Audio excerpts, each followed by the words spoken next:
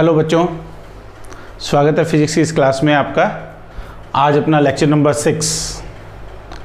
Last turn पे अपन ने cell से रिलेटेड डिस्कस किया था टॉपिक, सेल का विद्युत वाहक बल, सेल की टर्मिनल वोल्टता, सेल का आंतरिक प्रतिरोध से EMF, terminal voltage and internal resistance of a cell, उनके बीच में रिलेशन, जिसे मैंने टर्मिनल वोल्टता आपको बताई थी। Terminal voltage V is equal to E minus I small R आंतरिक प्रतिरोध, इंटरनल रेजिस्टेंस। इसी सीक्वेंस को आगे बढ़ाते हुए आज की क्लास में अपन डिस्कस करेंगे सेलों का श्रेणीक्रम संयोजन और सेलों का समांतर क्रम संयोजन, series combination of two cells and parallel combination of two cells. आपके सिलेबस में जो टॉपिक मेंशन किया गया है वो मेंशन किया गया है कि दो अलग अलग विद्युत वाहक बलों के सेलों का श्रेणीक्रम संयोजन जिनके आंतरिक प्रतिरोध भी अलग अलग लो।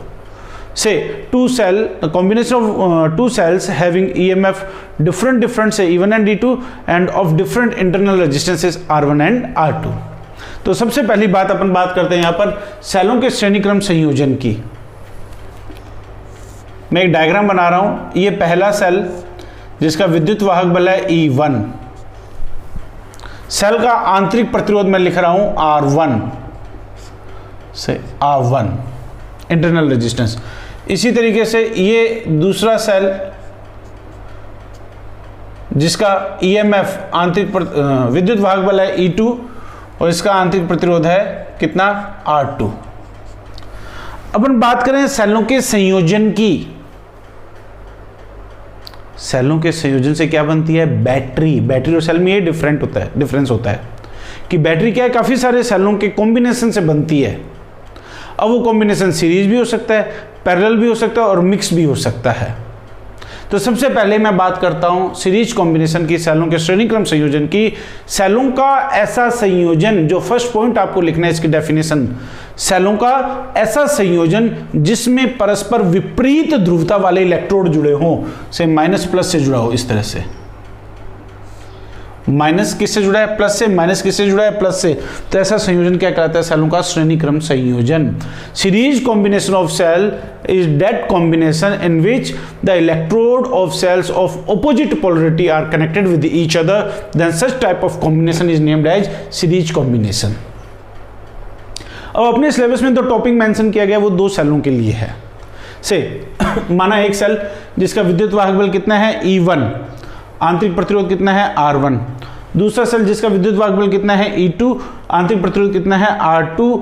परस्पर किस क्रम में जुड़े हुए हैं, श्रेणी क्रम में जुड़े हुए हैं, सीरीज कॉम्बिनेशन में जुड़े हुए हैं। किसके साथ, एक बाह्य प्रतिरोध कैपिटल R के साथ। इस तरह से किसी भी तार से जुड़े होंगे और इस तार का जो एक्सटर्नल रेजिस्टेंस है, जो बाह्य प्रतिरोध है, वो कितना है, कैपिटल R।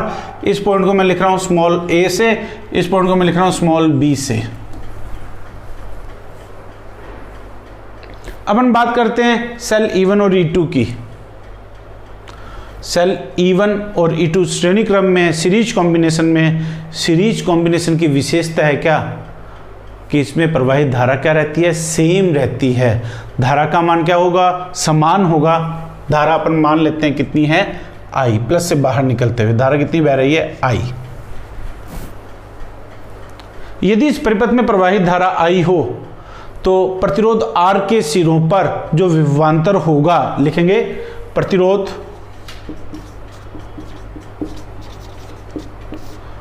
R के सिरों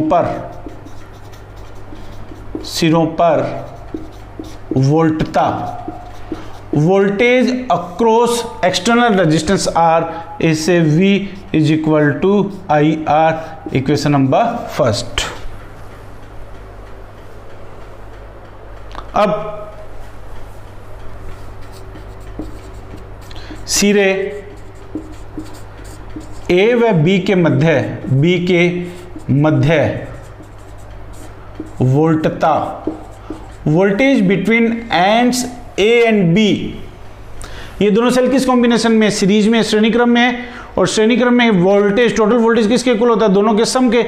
यानी सेल E1 के सिरों पर वोल्टेज, टर्मिनल वोल्टेज कितनी आएगी, V1 की वैल्यू आएगी E1 माइनस IR1। ये फॉर्मूला आपको बता चुका हूं। प्लस सेल E2 के सिरों पर टर्मिनल वोल्टता कितनी आएगी, E2 माइनस IR2। ये किसके इक्वल है, ए और बी के सिरों के बीच में वोल्टता के, यानी VAB, इक्वेशन नंबर सेकंड। बहुत ध्यान से समझना, टोटल वोल्टेज कितनी आ गई, ये IR, ए और बी के सिरों पर वोल्टेज ड्रॉप कितना आ गया, पहले सेल पे टर्मिनल वोल्ट था प्लस दूसरे पे टर्मिनल वोल्ट था, यानी V1 प्लस V2। यदि मैं इसी इक्वेशन की बात करूं से समीकरण 1 व 2 से, दोनों का लेफ्ट साइड बायां पक्ष क्या होगा, बराबर, तो राइट साइड भी क्या होगा, बराबर। मैं लिख दूंगा IR is equal to E1 minus IR1, E2 minus IR2।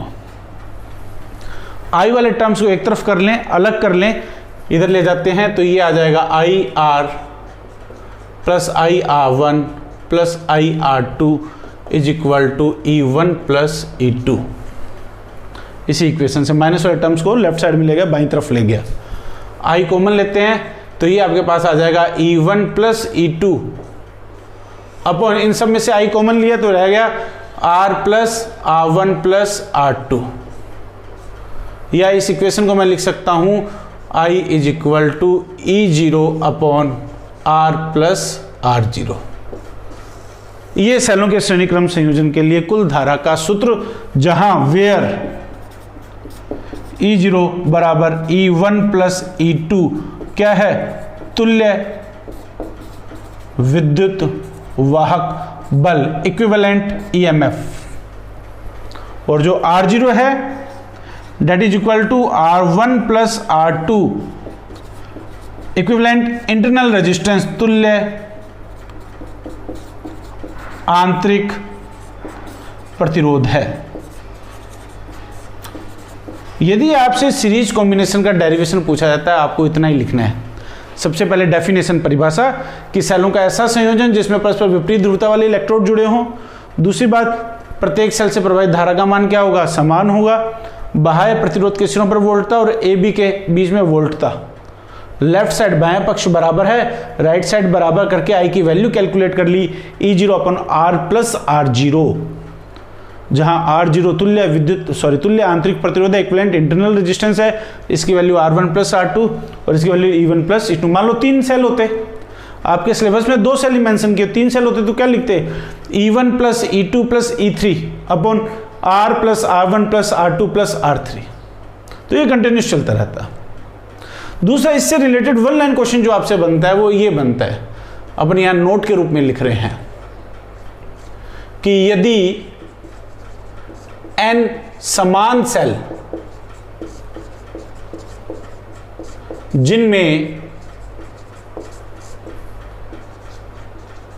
प्रत्येक का विद्युत वाहक बल E व आंतरिक प्रतिरोध स्मॉल r हो, तब अब ये कह रहा है for n identical sales each having EMF E and internal resistance small r, कि समान विद्युत वाहक बल के n सेल जुड़े हुए हों इस तरह से। ध्यान से, ये है 1 2 3 से n, E इंटरनल रेजिस्टेंस है R। किस कॉम्बिनेशन में, श्रेणी क्रम में, सीरीज कॉम्बिनेशन में है, तब परिपथ का कुल विद्युत वाहक बल E plus E plus E plus E कितने टाइम, n टाइम्स, तो ये आ जाएगा n into E, equation number 1। परिपथ का कुल प्रतिरोध बाह्य प्रतिरोध प्लस आंतरिक प्रतिरोध, ये सारे प्रतिरोध स्मॉल r कितने टाइम्स हैं, n टाइम्स हैं, तो ये कितना आ जाएगा r प्लस एन आर, समीकरण नंबर 2। तब प्रवाहित धारा यानी करंट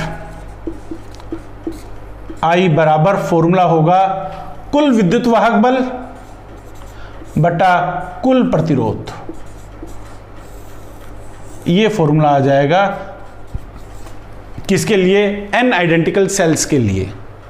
इसमें भी दो सब पार्ट्स हैं जो वन लाइन क्वेश्चन आपसे पूछे जा सकते हैं।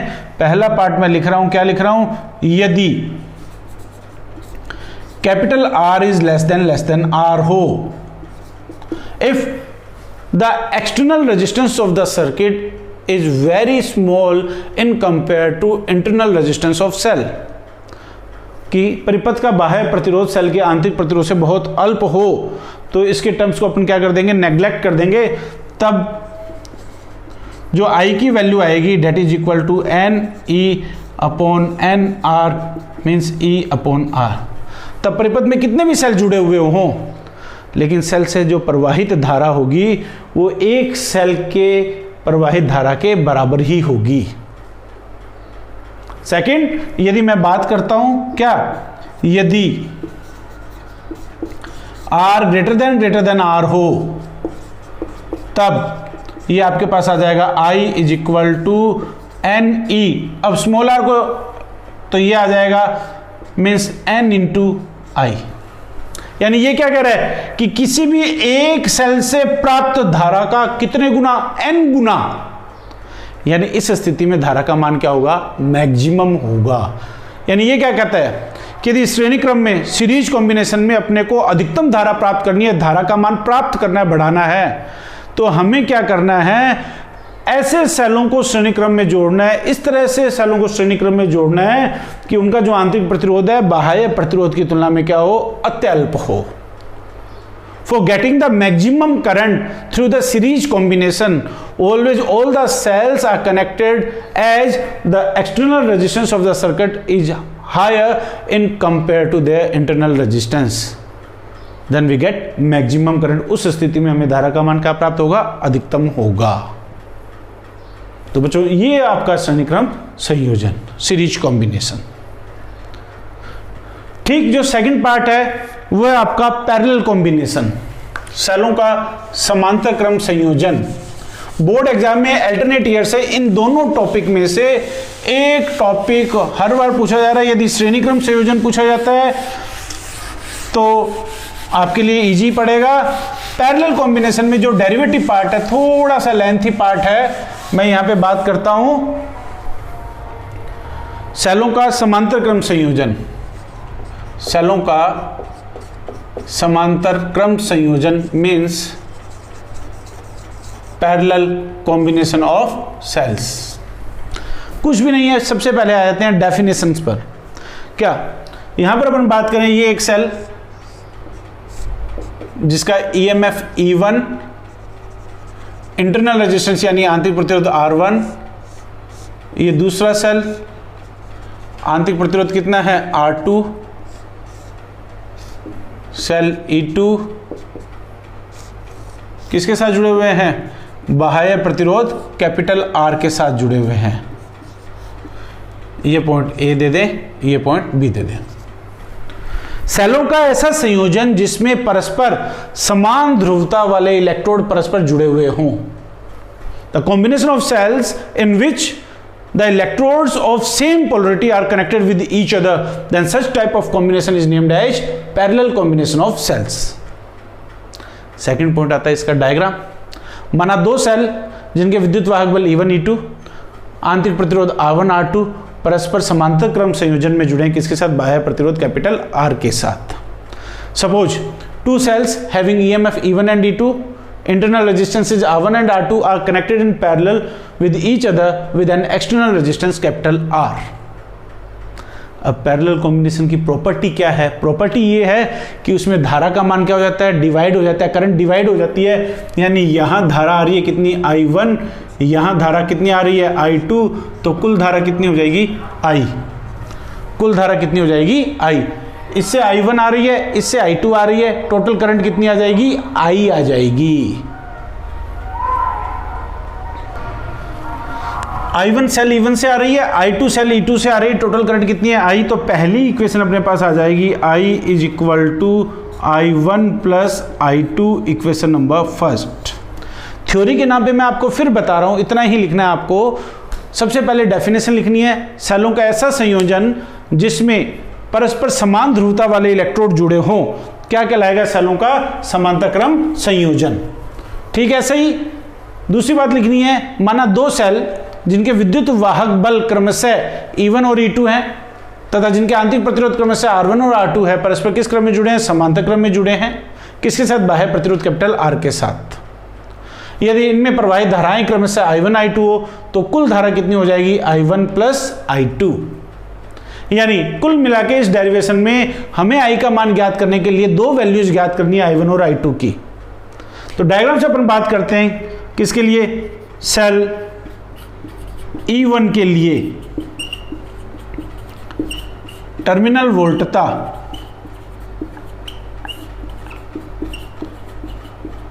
Terminal voltage for the cell E1 that is equal to V is equal to E1 minus I1 R1। क्योंकि तीनों के तीनों में जो टर्मिनल वोल्टता है, जो टर्मिनल वोल्टेज है, पैरेलल कॉम्बिनेशन क्या रहेगी? सेम रहेगी। जितनी यहां पर उतनी यहां पर उतनी यहां पर, यहां आर के अक्रॉस अपन वोल्टेज मान लेते हैं V, तो ये आ जाएगा V इक्वल टू यहां पर कितनी आएगी? E1 minus I1 R1। इसी इक्वेशन से मैं वैल्यू कैलकुलेट कर रहा हूं, से I1 R1 is equal to E1 minus V, और इससे आपके पास I1 की वैल्यू आ जाएगी E1 minus V upon R1, equation number second. यानी मैंने वैल्यू कैलकुलेट कर ली है किसकी? I1 की। ठीक इसी प्रकार सिमिलरली सेल E2 के लिए, सेल E2 के लिए अपन बात करें, टर्मिनल वोल्टता कितनी रहेगी? से V। आप चाहें तो इसको V1 दे दें, इसको V2 दे दें। V2 की वैल्यू आ जाएगी कितनी? E2 माइनस I2 R2, क्योंकि V2 is equal to V, यहां लिख दें because V1 is equal to V। भाई इसके सिरों पर इसके सिरों पर वोल्टता क्या रहेगी? सेम रहेगी। क्यों रहेगी? क्योंकि ये किस कॉम्बिनेशन में? पैरेलल कॉम्बिनेशन में है। तो मैंने V लिख दिया, तो ये आपके पास आ जाएगा I2 R2 is equal to E2 minus V, और इससे I2 का मान आपके पास आ जाएगा E2 minus V upon R2। इसको इक्वेशन नंबर 3। कुछ भी नहीं किया मैंने। पहली इक्वेशन कुल धारा I1 प्लस I2, दूसरी इक्वेशन I1 का मान, तीसरी इक्वेशन I2 का मान। क्या करेंगे अब? I1 और I2 का मान समीकरण 1 में रख देंगे, लिखेंगे by equation first, second and third. I is equal to E1 minus V upon R1, E2 minus V upon R2। अपन इसको E के पदों को अलग कर लें, V के पदों को अलग कर लें, रीअरेंज कर लेते हैं, पुनः व्यवस्थित करते हैं। E1 upon R1, E2 upon R2। E के पदों को अलग कर लिया, माइनस V कॉमन लेते हैं, 1 upon R1 plus 1 upon R2, क्योंकि माइनस कॉमन लिया तो अंदर वाला चिन्ह क्या हो जाएगा? चेंज हो जाएगा।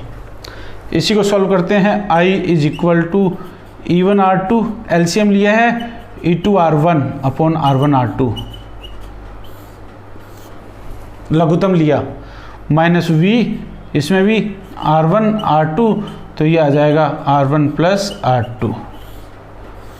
से इक्वेशन नंबर 4। इसी इक्वेशन को रीअरेंज करें। क्या? समीकरण 4 को सॉल्व करने का तरीका है, समीकरण 4 को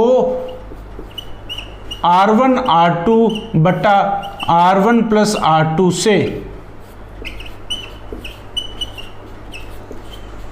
गुना करने पर, by multiplying on both the side by this term, जैसे मल्टीप्लाई करेंगे ये इक्वेशन आ जाएगी I R1 R2 upon R1 plus R2 left side में is equal to E1 R2 plus E2 R1 upon R1 R2 से R1 R2 क्या हो जाएगा? कैंसिल, ये आ जाएगा R1 plus R2 minus V, ये पूरी टर्म्स कैंसिल हो जाएगी, या ये इक्वेशन आपके पास आ जाएगी V is equal to E1 R2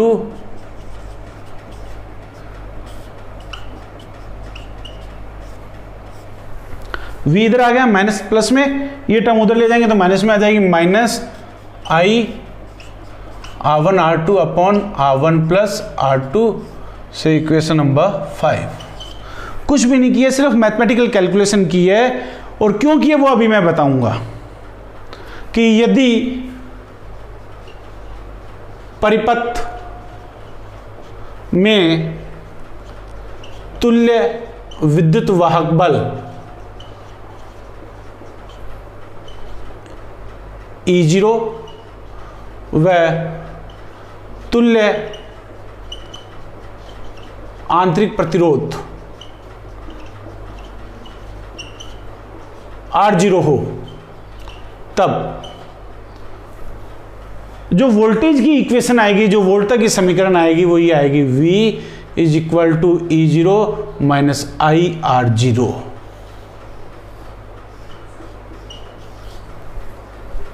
यदि मैं इस सर्किट की बात करूं तो इस सर्किट के लिए जो वोल्टेज की इक्वेशन है E तुल्य माइनस I R तुल्य। ये इतनी कैलकुलेशन इसीलिए की कि इस इक्वेशन को मैं इस रूप में ला सकूं। इस रूप में लाने का मतलब है समीकरण 5 व 6 से तुलना कर दो। E0 की जगह कितना है, E0 E1 R2 plus E2 R1 upon R1 plus R2 वह जो तुल्य आंतरिक प्रतिरोध है R0 वो कितना है, R1 R2 बटा R1 प्लस R2। यही क्या है, समांतर क्रम संयोजन का सत्यापन। ये आपको यहां तक करना है। यदि समांतर क्रम संयोजन का डेरिवेशन आपसे पूछ ले, कुछ भी नहीं किया, इन दोनों V E0 I R0 तुलना करके मैंने समांतर क्रम संयोजन में क्या कैलकुलेट कर लिया, तुल्य विद्युत वाहक बल कितना होगा और तुल्य आंतरिक प्रतिरोध कितना होगा। ये अपने सिलेबस में मेंशन किया गया है। कितने सेलों के लिए, 2 सेलों के लिए जिनके विद्युत वाहक अलग अलग हो। अब इसी पे बेस्ड जो पॉइंट आपसे पूछा जाता है वो ये पूछा जाता है, जो पहले वाले टॉपिक में भी मैंने आपको बताया है। क्या, ये मैं यहां पर लिख रहा हूं नोट, क्या है, यदि n समान सेल, n आइडेंटिकल सेल जिनमें प्रत्येक का विद्युत वाहक बल E व आंतरिक प्रतिरोध R हो, किस क्रम में जुड़े हों, समांतर क्रम में जुड़े हों। अब ये सारे के सारे सेल किस क्रम में जुड़े हुए हैं, समांतर क्रम में। इस तरह से ये एक सेल, ये दूसरा सेल, और ये इसी तरीके से nवां सेल, ये सारे के सारे किस क्रम में जुड़े हुए हैं, समांतर क्रम में जुड़े हुए हैं, जिनमें प्रत्येक का विद्युत वाहक बल कितना है, E, आंतरिक प्रतिरोध कितना है, R। इस स्थिति में परिपथ का कुल विद्युत वाहक बल पैरेलल कॉम्बिनेशन में आपको बताया हुआ है, समांतर क्रम संयोजन में क्या बताया हुआ है कि जितना आरोपित विभवांतर है उतना ही प्रत्येक पर होगा। फॉर एग्जाम्पल ध्यान से देखेंगे, ये 3 प्रतिरोध हैं, ये समांतर क्रम में जुड़े हुए हैं V वोल्ट के साथ। यदि टोटल V है तो इस पर भी V होगा, इस पर भी V होगा, इस पर भी V होगा।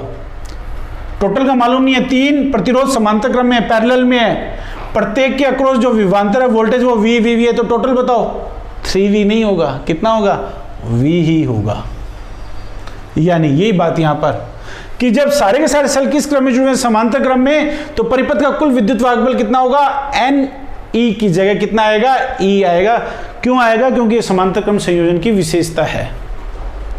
अब मैं बात करूं परिपथ का कुल प्रतिरोध, पहले तुल्य आंतरिक प्रतिरोध कैलकुलेट कर लेता हूं। आंतरिक प्रतिरोध 1/R डैश, सारे के सारे समांतर क्रम में, 1/R 1/R कितने टाइम्स, n टाइम्स, तो ये आ जाएगा n/R। और इसका इन्वर्स करेंगे तो R डैश की वैल्यू कितनी आएगी, R/n। कैपिटल R तो बाह्य प्रतिरोध है और तुल्य आंतरिक प्रतिरोध कितना आएगा, R/n। तब प्रवाहित धारा आपके पास आ जाएगी कुल वोल्टेज E बटा, इसको मैं दोबारा लिख देता हूं एक टर्म को, से प्रवाहित कुल धारा I इज इक्वल टू कुल वोल्टेज अपॉन कुल प्रतिरोध। n लघुत्तम लेके ऊपर जाएगा तो ये आ जाएगा I is equal to NE बटा NR प्लस R। थोड़ा सा फॉर्मूला चेंज है, ध्यान से। श्रेणी क्रम संयोजन में NE बटा R प्लस NR था और यहाँ NE बटा NR प्लस R है। फॉर्मूला याद रखना है। इसी भी दो स्पेसिफिक केस हैं। क्या? यदि R is less than R हो, कैपिटल R, बाह्य प्रतिरोध का मान आंतरिक प्रतिरोध की तुलना में बहुत कम हो, तो इसको अपन क्या कर देंगे, रिप्लेस कर देंगे।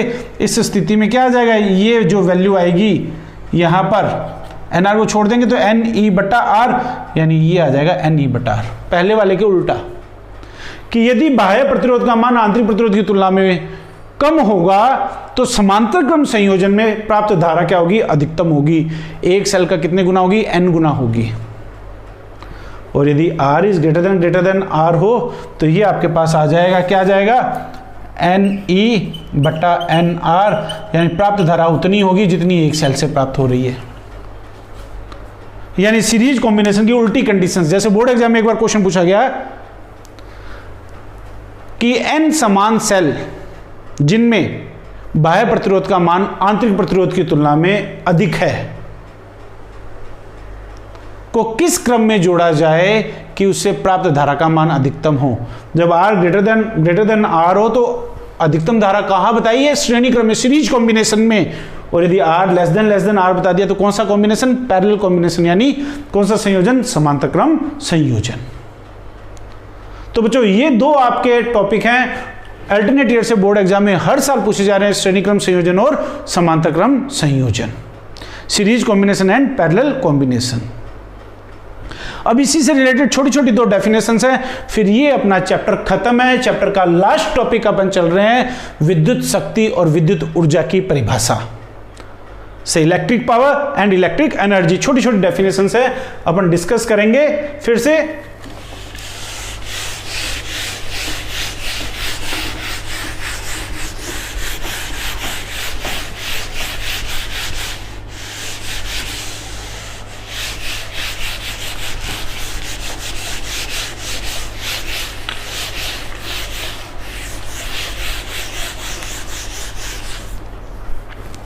अपना टॉपिक है, सबसे पहला है विद्युत शक्ति।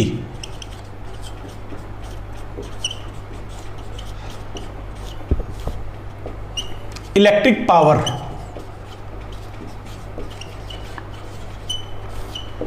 पावर, शक्ति अपन जानते हैं P is equal to W upon T, work upon time, rate of work done, कार्य करने की दर।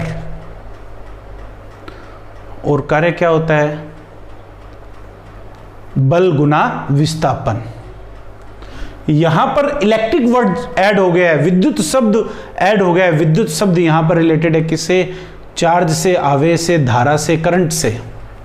कि विद्युत परिपथ में विद्युत वाहक बल के स्रोत द्वारा धारा को प्रवाहित कराने में किए गए कुल कार्य की दर क्या कहलाती है, विद्युत शक्ति। मैं फिर बात कर रहा हूं, विद्युत परिपथ में विद्युत वाहक बल के स्रोत द्वारा परिपथ में धारा प्रवाहित कराने में किए गए कार्य की दर क्या कहलाती है, विद्युत शक्ति। इसको अपन लिखते हैं P is equal to W बटा T से, equation number first. Electric power is defined by the rate of amount of work done in flowing the current through the circuit.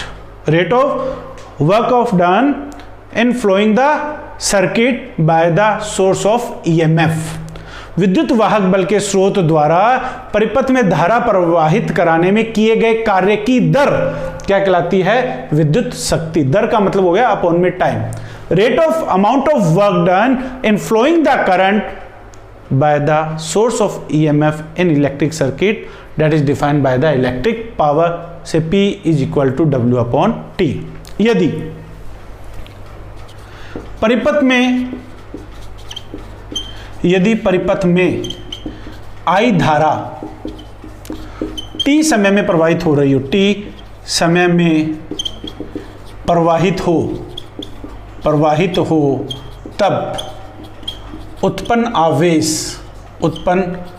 आवेश से Q is equal to IT।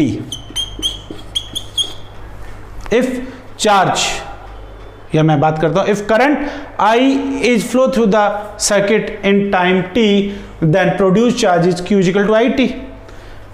और उत्पन्न विभवांतर potential difference V हो, तब किया गया कुल कार्य, if the potential difference is V, then total amount of work done से W charge into potential difference, आवेश गुना विभवांतर। समीकरण 2 व 3 से ये आपके पास आ जाएगा W is equal to VIT। समीकरण 4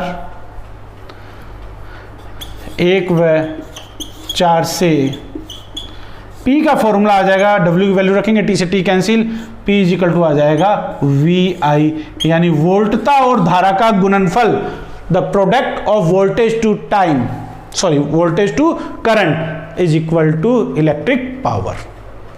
यदि परिपथ का प्रतिरोध R हो, तब V बराबर IR से। ओम का नियम कहता है V किसके इक्वल होगा, IR के। ये वैल्यू पुट करेंगे तो ये फॉर्मूला आ जाएगा V is equal to I²R। Electric power का फॉर्मूला I और R के पदों में, या V और I के पदों में। अब आपको कहते हैं V और R के पदों में दो, तो कैसे दे सकते हैं, क्योंकि I किसके इक्वल है, V अपॉन R के। ये वैल्यू पुट करेंगे तो P is equal to V² upon R²। एक R से एक R क्या हो जाएगा, कैंसिल हो जाएगा। ये आ जाएगा P is equal to V² upon R। 3 formula ध्यान रखने, P is equal to VI, P is equal to I²R, P is equal to V² upon R। जो भी डाटा गिवन हो वैल्यू पुट करो, न्यूमेरिकल सॉल्व करो। बात करते हैं मात्रक की, यूनिट की। यूनिट है वाट, W से लिखते हैं, और 1 वाट बराबर आएगा 1 जूल पर सेकंड। अदर यूनिट, अन्य मात्रक अपन ले लेते हैं किलोवाट, KW किसके इक्वल आएगा, 1000 वाट के। इसके अलावा जो मात्रक यूज में लिया जाता है हॉर्स पावर, और 1 horse power is equal to होता है 746 वाट।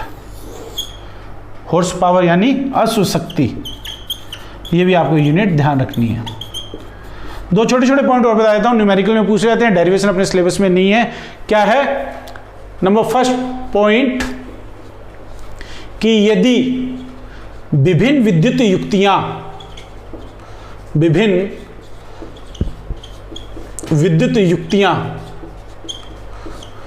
जिनकी शक्तियों के मान क्रमशः P1, P2, P3 dash dash क्या हो, Pn हो, किस क्रम में जुड़ी हो, समांतर क्रम में, समांतर क्रम में, तो कुल विद्युत शक्ति आएगी P is equal to P1 plus P2 plus P3 dash Pn के बराबर होगी। ये फॉर्मूला आपको याद रखना है। डेरिवेशन भी कर सकते हैं, इजी है, लेकिन अपने सिलेबस में नहीं है, अपने सिर्फ फॉर्मूला ध्यान रखना है। और यदि श्रेणी क्रम में हो, विभिन्न युक्तियां किस क्रम में हो, श्रेणी क्रम में हो, तो तुल्य शक्ति परिपथ की अपने इस फॉर्मूले से कैलकुलेट करेंगे। 1/P is equal to 1/P1 plus 1/P2 plus 1/P3 dash 1/Pn। घरों में अपन जो युक्तियां यूज में लेते हैं, जैसे मान लो एक रेफ्रिजरेटर है, एक फ्रिज है, एक टीवी है, प्रत्येक युक्ति लगभग 220 वोल्ट पे चलती है। तो जो मेन स्विच से वो युक्तियां जुड़ी होंगी वो किस कॉम्बिनेशन में होगी, किस क्रम में जुड़ी होगी, श्रेणी या समांतर। मान लो श्रेणी क्रम में जुड़ी है, तो श्रेणी क्रम में 220 वोल्ट मेन लाइन से आ रहा है। 3 युक्तियां टीवी, फ्रिज, कूलर वगैरह जो भी है, तो उनमें वोल्टेज क्या हो जाएगी, डिवाइड हो जाएगी। मान लो फ्रिज चल रहा है 90 वोल्ट पे, कूलर चल रहा है 100 वोल्ट पे, टीवी चल रहा है 80 वोल्ट पे। पॉसिबल है क्या, नहीं है। क्यों, क्योंकि प्रत्येक युक्ति को चलने के लिए कितनी वोल्टेज चाहिए, 220 वोल्टेज। तो जितनी वोल्टेज आई उतनी अलग अलग जाए, किस कॉम्बिनेशन में पॉसिबल है? पैरेलल में, समांतर में। इसलिए घरों में जो भी युक्तियां जुड़ी होती है वो किस क्रम में जुड़ी होती है? समांतर क्रम में जुड़ी होती है। तो ये छोटे छोटे पॉइंट जो मैं बोल रहा हूं वो इनसे रिलेटेड है, पूछ लिए जाते हैं तीनों फॉर्मूलाज, मात्रक वगैरह। अब एक छोटा सा पॉइंट आपका है इसमें, लास्ट पॉइंट जो है विद्युत ऊर्जा। कहीं कोई चेंज नहीं करना है, अपन इसी को कंटिन्यूशन में लेंगे। यहां पर मैं इसी को यहीं पर रब कर देता हूं, यहीं पे बता दूंगा। छोटी सी डेफिनेशन है इलेक्ट्रिक एनर्जी।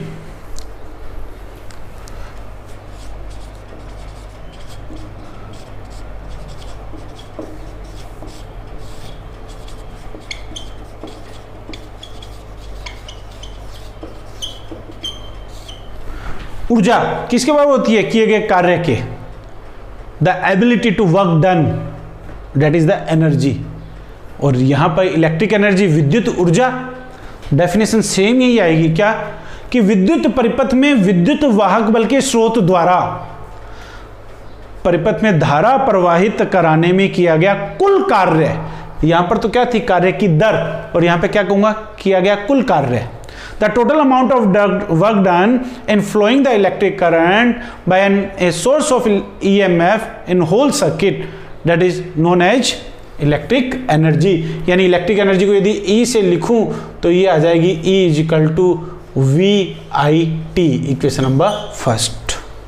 T से मल्टीप्लाई किया है वो VI है और ये VIT है, total amount of work done. इसी को क्या कहेंगे? एनर्जी कहेंगे। इसका जो यूनिट है से जूल, मात्रक होगा वो क्या होगा? जूल होगा। जो इसका व्यवसायिक मात्रक, व्यवसायिक मात्रक से पहले भी मैं जूल के अलावा लिख सकता हूं किलो वाट घंटा से KWH।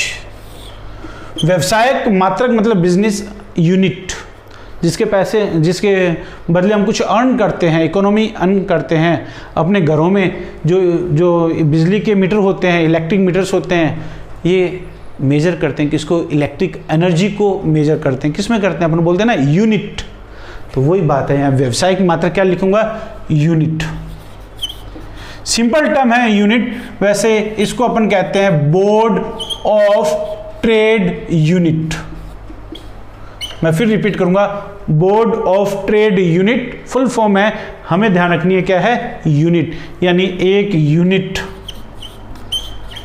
बराबर 1 किलोवाट घंटा, और 1 किलोवाट घंटा को आप जूल में चेंज करेंगे, आपको याद रखना है वैल्यू 3.6 इंटू 10⁶ जूल। कैलकुलेट कर सकते हैं, किलोवाट को वाट में कन्वर्ट करें 1000, आवर को सेकंड में चेंज करें 3600, 3 और 2 5, ये आ जाएगा 3.6 इंटू 10⁶ जूल। आपको ये भी कहा जा सकता है एक यूनिट विद्युत ऊर्जा को परिभाषित करो। विद्युत परिपथ में 1 घंटे में उपयोग में ली गई विद्युत शक्ति 1 किलोवाट हो तो वह विद्युत ऊर्जा कितनी होगी? 1 यूनिट होगी। रिपीट कर रहा हूं, यदि किसी विद्युत परिपथ में 1 घंटे में उपयोग में ली गई, उपभोग में ली गई विद्युत शक्ति 1 किलोवाट हो, तब परिपथ में विद्युत ऊर्जा वह होगी कितनी?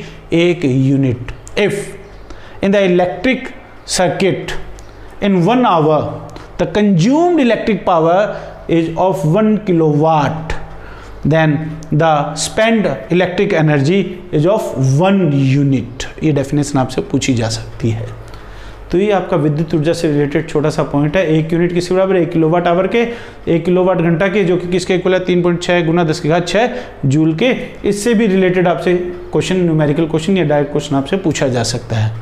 तो बच्चों ये अपना लेसन नंबर 5 था। कौन सी यूनिट का? सेकेंड यूनिट का। मैंने सारे टॉपिक आपके कवर करवा दिए हैं। आपको पढ़ना है, अच्छे से इनके नोट्स प्रिपेयर करने हैं। आपको किसी भी तरह की प्रॉब्लम है, आप इवनिंग में 5 से 7 के बीच में मेरे व्हाट्सअप नंबर पे कंसल्ट कर सकते हैं। मेरे व्हाट्सअप नंबर का जो डिस्क्रिप्शन है वो मेरे यूट्यूब चैनल में दिया गया है। इसी के साथ थैंक यू। नेक्स्ट जल्दी अपन मिलेंगे लेसन नंबर 6 के साथ। इसी का सेकंड पार्ट है, यूनिट सेकंड का सेकंड पार्ट है इलेक्ट्रिक सर्किट, विद्युत परिपथ। Thank you very much.